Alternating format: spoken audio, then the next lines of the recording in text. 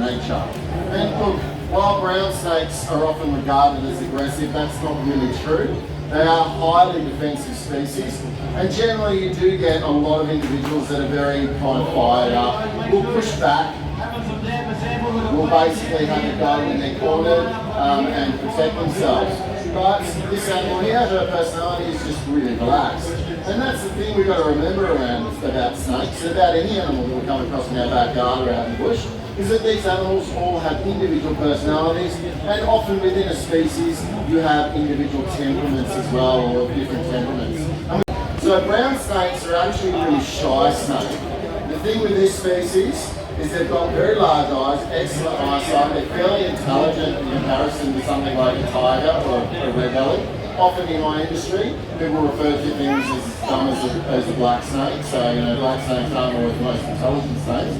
But brown snakes absolutely really know what's kind of going on. And when they see a predator, they often shoot off in the other direction as fast as they can. In fact, as a snake catcher on occasion down in Victoria, I hate getting called for eastern browns, and I usually just say no and get someone closer. Because I'm 45 minutes away from any brown snake population. Living in the Yarra Valley, there is no brown snakes in eastern Melbourne pretty much at all. So we don't get them. By the time I get there, they're gone, because they're really such a shy snake. But the problem is, this snake is Australia's most dangerous snake for a couple of reasons. And it's when people accidentally or purposely provoke it that we really see their defensive behaviour.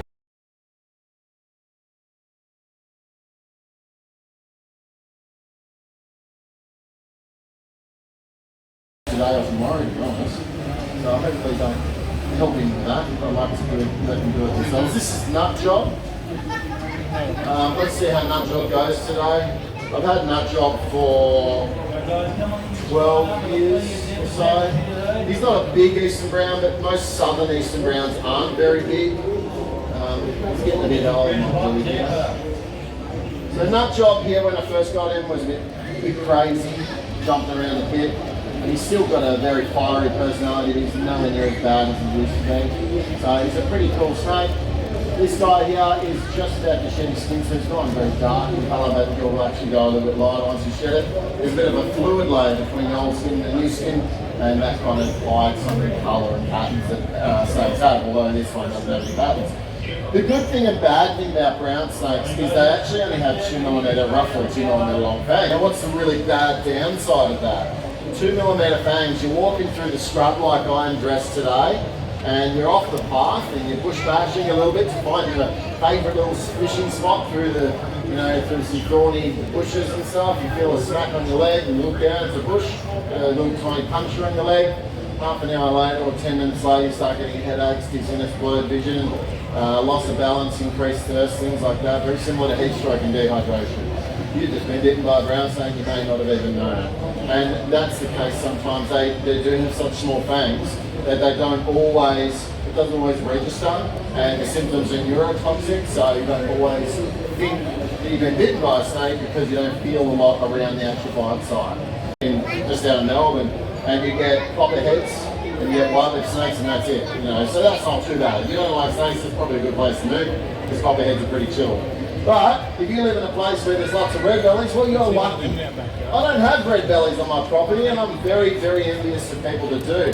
Because red bellies haven't caused a human death in the last 200 years. Well, not a very strongly recorded one. There is one kind of record in Parramatta, Western Sydney, in the 1800s of someone dying from a black-coloured snake. We don't know if that was a black snake or something else, but it could have been a red belly.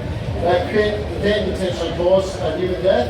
They are quite dangerous. And last year, just west of Brisbane, between here and Toowoomba, someone did almost have full organ failure from a red belly black snake bite and needed antivenom. So that could have killed that person. While this species is not regarded as lethally dangerous, they are venomously dangerously venomous, sorry. Their venom causes immediate swelling, huge amounts of pain, vomiting and diarrhea, loss of sense of taste and smell potentially.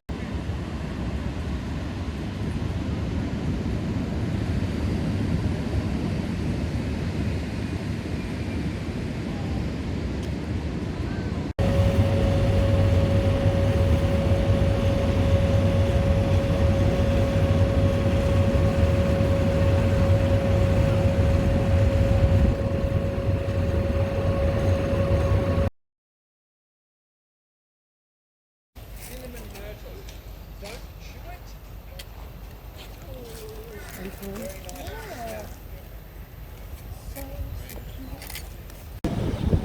are a little bigger.